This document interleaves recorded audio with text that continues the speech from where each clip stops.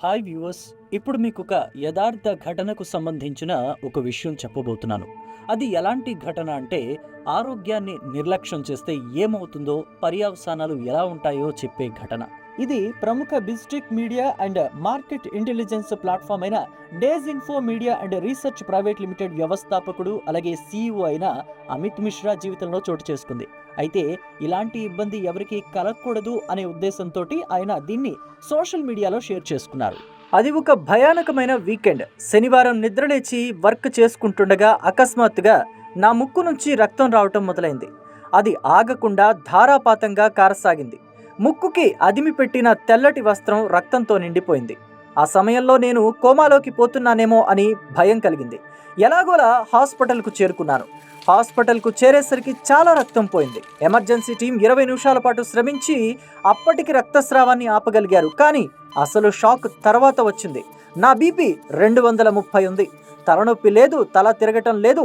అసలు బీపీకి సంబంధించిన ఎటువంటి సూచనలు కూడా లేవు. గతంలో బీపీ ఉన్న హిస్టరీ కూడా లేదు. బీపీ తక్కువ చేయడానికి డాక్టర్లు చాలా ట్రై చేశారు. అర్ధరాత్రి సమయానికి పరిస్థితి కంట్రోల్లోకి వచ్చినట్టు అనిపించింది. కానీ ఉదయం నేను నడవడానికి ప్రయత్నించగా నేను ఒక్కసారిగా ఫెయింట్ అయ్యాను. ఈసారి బీపీ చాలా తక్కువైంది. నా పరిస్థితి చూసి డాక్టర్లు కూడా షాక్ అయ్యారు. తరువాత 4 రోజుల పాటు టెస్టులు, అన్ని పరీక్షలు చేశారు. కానీ ఎలాంటి ఇష్యూ లేదని తేలింది. ఇంకా పెద్ద ప్రశ్న ఏంటంటే, నా బీపీ ఒక్కసారిగా ఇలా పెరిగి మళ్ళా ఎందుకు తగ్గింది? కానీ ఈ అనుభవం నాకు కొన్ని గొప్ప విషయాలు నేర్పించింది. వర్క్ ఎంత ముఖ్యమో హెల్త్ అంతకన్నా ఎక్కువ ముఖ్యం. హెల్త్కి ఏది సమానం కాదు. చిన్న లక్షణాలను పట్టించుకోకపోతే ఒక్కసారిగా అంతా మారిపోతుంది జీవితంలో. నిన్ననే ఇంటికి వచ్చాను. ఇది నా జీవితంలో ఒక రెండవ అవకాశంగా తీసుకుంటున్నాను.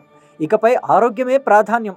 అయితే చాలా రక్తం పోయిందని డాక్టర్లు టోటల్ రెస్ట్ సూచించారు. చాలా వీక్గా ఫీల్ అవుతున్నాను. కాల్స్ అటెండ్ చేయలేకపోతున్నాను. మెయిల్స్కి రిప్లై ఇవ్వలేకపోతున్నాను. సారీ, రిప్లై ఇవ్వలేదని ఏమీ అనుకోవద్దు. వచ్చే వారం నుండి నార్మల్గా తిరిగి పని మొదలు పెడతాను. కానీ ఆరోగ్యం విషయంలో మాత్రం ఇక మీదట జాగ్రత్తగా ఉంటాను. మీరు కూడా జాగ్రత్తగా ఉండండి మరి.